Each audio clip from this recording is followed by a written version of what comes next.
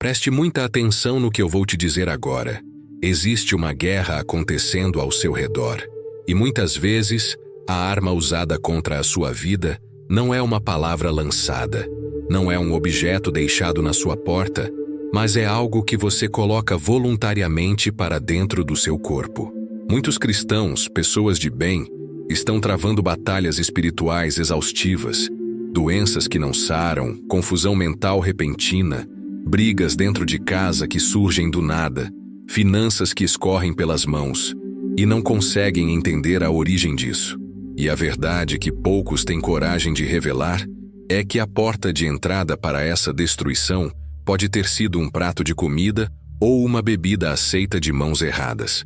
Na guerra espiritual, a comida não é apenas alimento físico. Ela é um ponto de contato. Ela é uma chave de acesso. Quando um ex-bruxo ou alguém que serviu às trevas decide falar, uma das primeiras coisas que eles revelam é a facilidade com que conseguem destruir a vida de uma pessoa através do alimento. Por quê? Porque a comida é a única coisa que você permite que entre no seu templo, que faça parte do seu sangue, que se torne a sua própria carne. A Bíblia já nos alertava em 1 Coríntios 10, 20, dizendo que as coisas que os gentios sacrificam, as sacrificam aos demônios e não a Deus. Isso não é metáfora, isso é realidade espiritual. Existe uma tecnologia do mal que usa elementos específicos, alimentos específicos, para criar laços de maldição, enfermidade e amarração. E hoje, nós vamos rasgar o véu dessa estratégia. Eu vou te revelar os 4 alimentos que são mais utilizados em trabalhos de feitiçaria e maldição contra você. Não para que você viva com medo, mas para que você viva com discernimento. Porque quem tem conhecimento não cai em armadilha. Parte 1. O que você vai aprender e conexão. Hoje, neste encontro, nós vamos mergulhar fundo nesse mistério. Eu vou te explicar não apenas quais são esses alimentos, mas a lógica espiritual por trás deles. Por que o inimigo escolhe esses ingredientes? O que eles simbolizam no mundo das trevas? E o mais importante, como você pode identificar, neutralizar e quebrar qualquer consagração feita contra o seu alimento? Você vai sair daqui hoje entendendo como proteger a sua mesa, a sua saúde e a sua família. Nós vamos transformar o seu entendimento e te dar armas espirituais para que, se beberdes alguma coisa mortífera, como diz a palavra, não lhes faça dano algum. Mas antes de entrarmos nesse conteúdo denso e revelador, eu quero te pedir uma coisa rápida, mas muito importante espiritualmente. Deixe o seu gostei neste vídeo. Não veja isso apenas como um clique. Veja como um sinal de que você está pronto para receber essa instrução e blindar a sua mente. E eu quero muito saber quem está comigo nesta trincheira. Escreva aqui nos comentários de onde você está nos acompanhando. Diga sua cidade, seu estado ou seu país. É sempre uma alegria imensa ver o exército de Deus espalhado por todo o mundo, conectado aqui conosco. Se você está pronto para descobrir o que foi ocultado por tanto tempo, escreva também: eu tenho discernimento. Vamos começar. Parte 2. A lógica espiritual das maldições em comidas. Para que você entenda a gravidade dos 4 alimentos que vou citar, primeiro precisamos construir um alicerce. Você precisa entender a engenharia espiritual por trás de uma comida amaldiçoada. Muitas pessoas pensam: mas é só um bolo, é só um pedaço de carne. No mundo natural, sim, mas no mundo espiritual, a matéria carrega intenção. Porque bruxas, feiticeiros e pessoas mal intencionadas usam a comida como a via principal de ataque.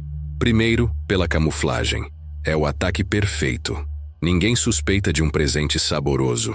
Ninguém suspeita daquele vizinho que traz um prato num domingo, ou daquele amigo de trabalho que oferece um lanche. A guarda da vítima está baixa. Quando alguém te xinga, você levanta um escudo. Quando alguém te dá comida, você abre a porta. Segundo, e isso é o mais profundo, o princípio da assimilação. Quando você come, aquele alimento é processado pelo seu estômago e entra na sua corrente sanguínea. O sangue, biblicamente e espiritualmente, é a vida da carne. Levítico fala sobre isso o tempo todo. O sangue carrega a essência da vida. Quando um alimento é consagrado a uma entidade, ou carregado com uma intenção de ódio, inveja ou destruição, e você ingere aquilo sem orar, sem quebrar a consagração, você está permitindo que aquela informação espiritual entre no seu sangue. É como um vírus de computador. O arquivo parece inofensivo, mas quando você clica, ou seja, quando você come, o código malicioso se espalha pelo sistema. Desde as culturas mais antigas, a comida é usada para selar pactos. Na Bíblia, vemos a mesa do Senhor e a mesa dos demônios. A comida gera comunhão. Se você come algo consagrado ao mal, você está, sem saber, entrando em comunhão com a intenção de quem preparou aquilo. Existem duas formas básicas que isso acontece, e você precisa saber diferenciar. A primeira é a oferenda ritualística, aquela comida deixada em encruzilhadas, em matas, que é oferecida a entidades. Essa comida carrega uma carga pesada, mas geralmente o alvo não é você especificamente. É um ritual para obter poder. A segunda forma, e a mais perigosa para nós, é a intenção direcionada. É quando o alimento é preparado para você. A pessoa mexe aquela comida destilando inveja, praguejando contra o seu casamento, invocando espíritos de contenda enquanto tempera o alimento. Ali, a comida se torna um vetor, uma flecha envenenada. E é sobre esses alimentos, os favoritos para esse tipo de trabalho, que vamos falar agora. Parte 3. Transição e simbolismo. Você pode se perguntar, mas eles usam qualquer comida? A resposta é não. No mundo da feitiçaria, tudo opera por simbologia e analogia. Eles buscam alimentos que facilitem o trabalho espiritual. Alimentos que, historicamente e energeticamente, segurem melhor a maldição. Ao longo de séculos de práticas ocultas, percebeu-se que certos elementos têm uma liga maior com o mundo espiritual. Eles funcionam como baterias que armazenam a energia do mal, até que a vítima os consuma. São alimentos que simbolizam a vida, o sangue, a doçura para enganar, ou a estrutura para destruir. Eu vou te revelar agora os 4 principais, e quando eu falar, você vai perceber que são coisas comuns, que estão na sua mesa, e por isso o perigo é tão grande. O inimigo não se esconde no extraordinário, ele se esconde no ordinário.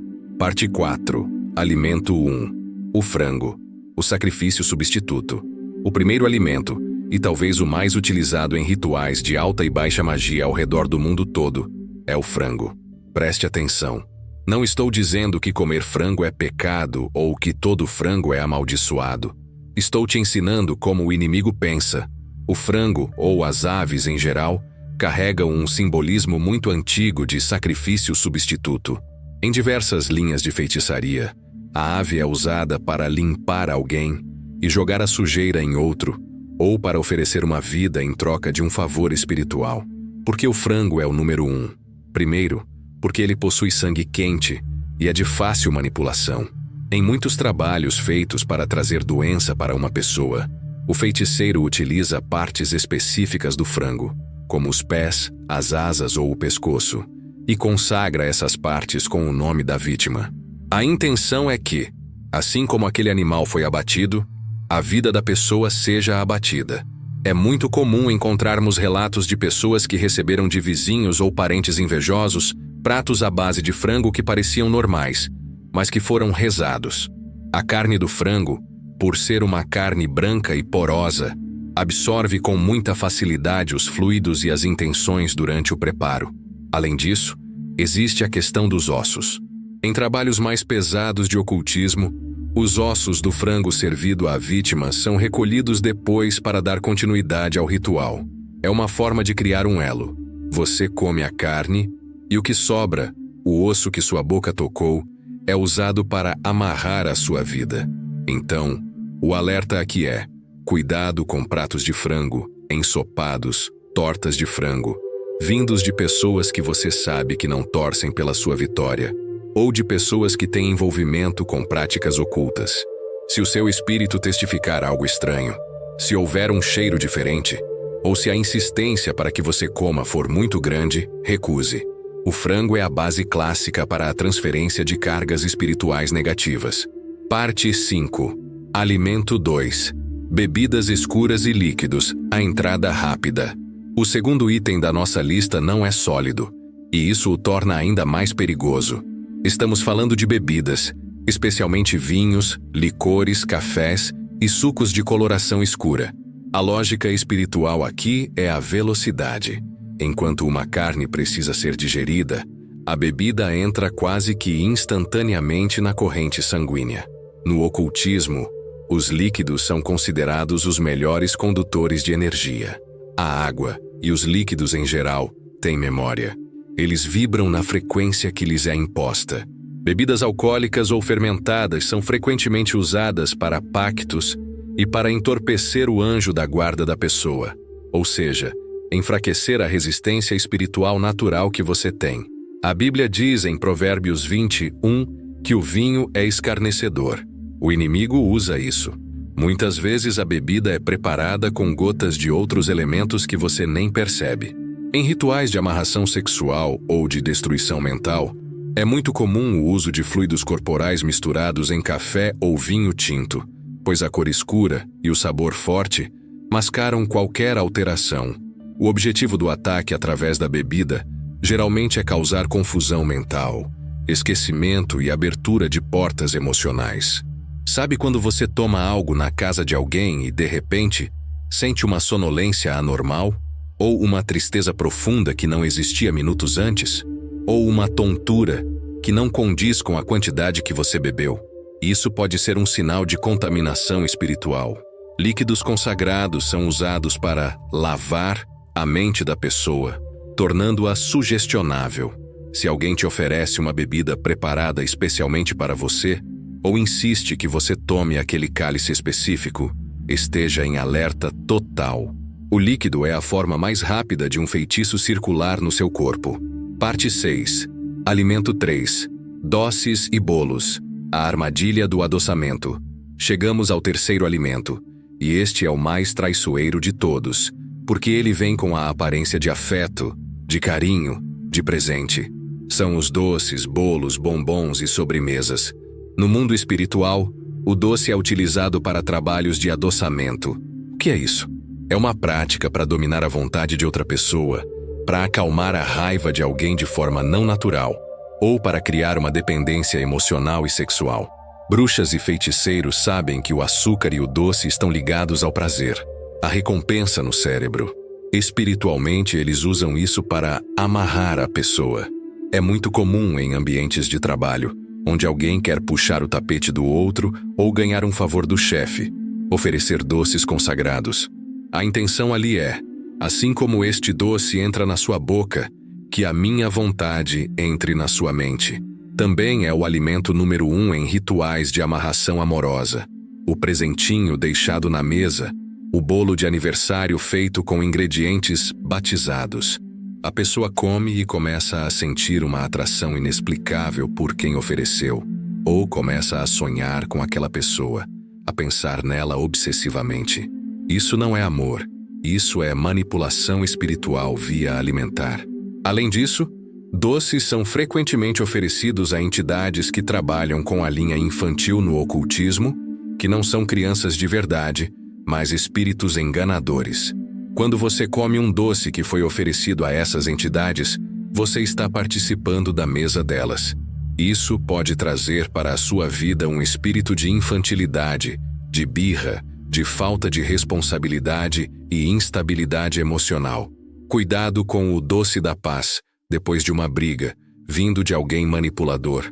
Cuidado com o doce que aparece do nada, de uma pessoa que nunca te deu nem bom dia.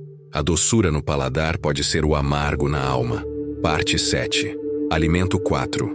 Carne moída e triturados. A destruição da estrutura. E agora, o quarto alimento. Este é um segredo que poucos conhecem. Uma tática muito específica e devastadora. Preste muita atenção. Carne moída, farofas complexas e alimentos triturados. Você pode pensar, qual a diferença de um bife para a carne moída? Toda a diferença está no simbolismo do estado da matéria. Para o feitiço, triturar algo significa destruir a estrutura, desorganizar, causar o caos. Quando um feiticeiro quer ver a vida de alguém moída, despedaçada, ele utiliza alimentos que passaram por esse processo. Trabalhos feitos com carne moída muitas vezes têm o objetivo de moer as finanças da pessoa, fazer com que o dinheiro dela vire pó, que não sobre nada, ou moer a saúde, trazendo doenças que consomem a pessoa aos poucos, tirando a firmeza dos ossos e dos músculos. Além do simbolismo da destruição, existe o fator prático da ocultação. É muito mais fácil esconder pós de rituais, ervas secas moídas, terra de cemitério ou outros elementos imundos dentro de uma carne moída, de uma almôndega ou de uma farofa, do que em um pedaço de carne inteira. A carne moída aceita a mistura sem revelar o segredo. Quando você come, você não consegue separar o que é alimento do que é feitiço. É uma massa homogênea de confusão. Se você sente que sua vida está virando uma bagunça, que as coisas estão se desintegrando, perdendo a forma, e você tem o hábito de comer pratos muito misturados e triturados feitos por mãos alheias, acenda o sinal de alerta. O inimigo usa a desordem do prato para gerar desordem na vida. Parte 8. Discernimento e autoridade. Não é o alimento, é a intenção. Agora que você sabe quais são esses 4 alimentos, eu preciso que você respire fundo e me ouça com atenção redobrada. O meu objetivo aqui não é fazer você ter medo de comer frango, ou parar de tomar café, ou nunca mais comer um doce. Se fizermos isso, nos tornamos escravos do medo, e o medo é a fé no diabo. O problema não está no alimento em si. O frango criado por Deus é puro. O cacau criado por Deus é puro. O problema nunca é o objeto. O problema é a intencionalidade e a consagração colocada sobre ele. A Bíblia diz em 1 Timóteo 4:5, pois tudo o que Deus criou é bom, e nada deve ser rejeitado, se for recebido com ação de graças, pois é santificado pela palavra de Deus e pela oração. Entenda isso. A oração não é apenas um hábito religioso antes de comer.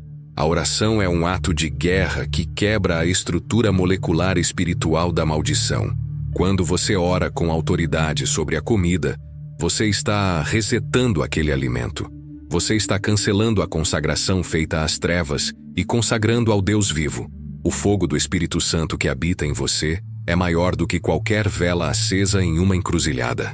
Mas para que esse fogo atue, você precisa ativá-lo através da fé e do discernimento. A autoridade do cristão é soberana, mas a autoridade precisa ser exercida.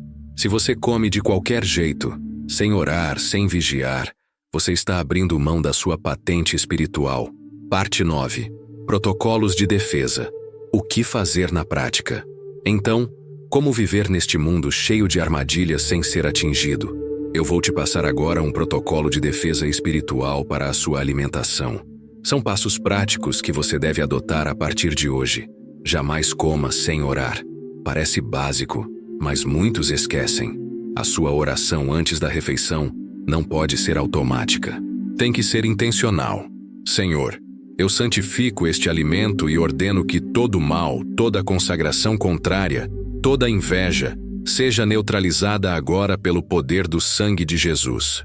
Use o dom do discernimento de espíritos. O Espírito Santo avisa.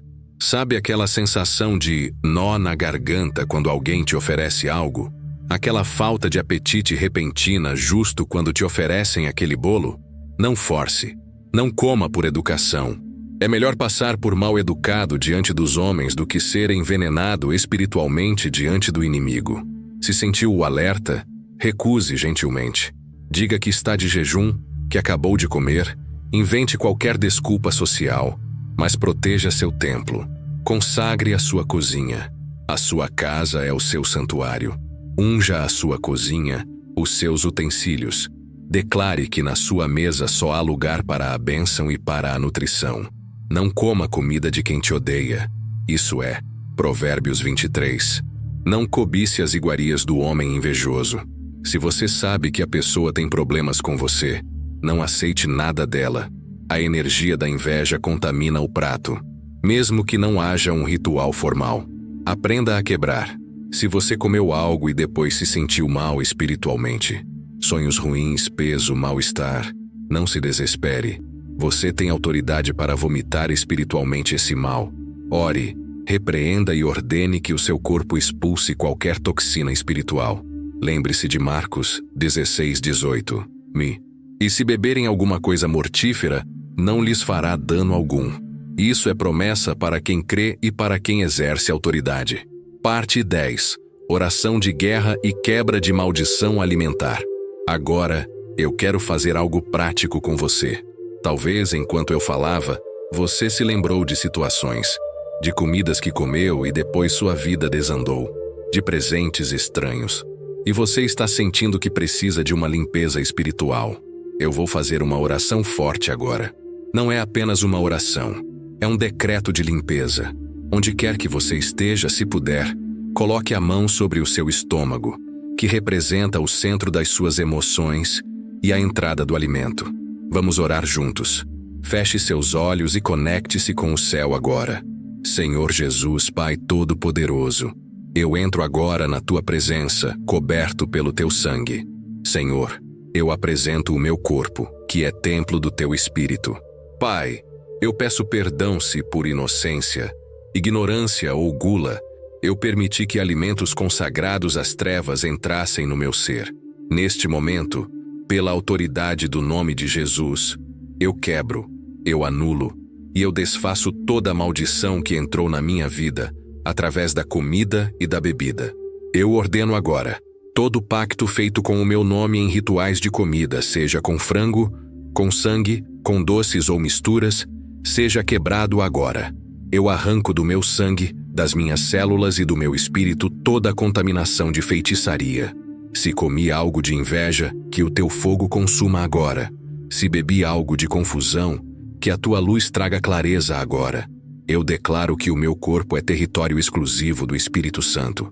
Nenhuma arma forjada, nem na mesa nem no altar das trevas, prosperará contra mim. Eu santifico a minha boca e o meu estômago. A partir de hoje, tudo o que eu comer será para a vida e saúde, pois eu abençoo em teu nome. Eu estou livre, eu estou limpo, eu estou restaurado. Em nome de Jesus, amém. Respire fundo. Receba essa paz. Sinta o peso saindo dos seus ombros. Quando trazemos a luz do conhecimento, as trevas da ignorância têm que bater em retirada. Você não é mais vulnerável. Agora você sabe. E quem sabe, domina. Eu quero que você saia desse vídeo com a certeza de que Deus cuida de você nos mínimos detalhes, até no seu prato de comida. Não fique paranoico. Apenas fique atento. Seja vigilante, mas seja, acima de tudo, confiante no Deus que você serve. Eu quero profetizar sobre a sua vida, que a sua despensa nunca ficará vazia e que a sua mesa será sempre um lugar de milagres e união familiar, e não de maldição. Para selar essa nossa conversa e para você firmar essa verdade no mundo espiritual, eu quero que você deixe nos comentários a sua frase de vitória de hoje. Escreva assim: a minha mesa é consagrada ao Senhor. Escreva isso com fé. Ao digitar, você está materializando essa verdade. E aproveite para ler os comentários dos seus irmãos, curta a frase deles. Vamos criar uma corrente de proteção aqui embaixo. Se você tiver algum testemunho de livramento nessa área, conte brevemente, pois o seu testemunho pode abrir os olhos de alguém que está sofrendo agora. E se este conteúdo abriu a sua mente, se você sentiu que recebeu algo valioso aqui, verifique se você está inscrito no canal. Nós trazemos revelações diárias como esta para te fortalecer na guerra. Ative o sino para não perder nada. E compartilhe este vídeo. Mande no grupo da família. Mande para aquele amigo que precisa despertar. Ser um canal de bênção é a melhor forma de agradecer a Deus. Foi uma honra estar com você hoje. Lembre-se, maior é o que está em nós do que o que está no mundo. Fique na paz, um forte abraço, e eu te vejo no nosso próximo encontro, mais forte e mais preparado. Até lá!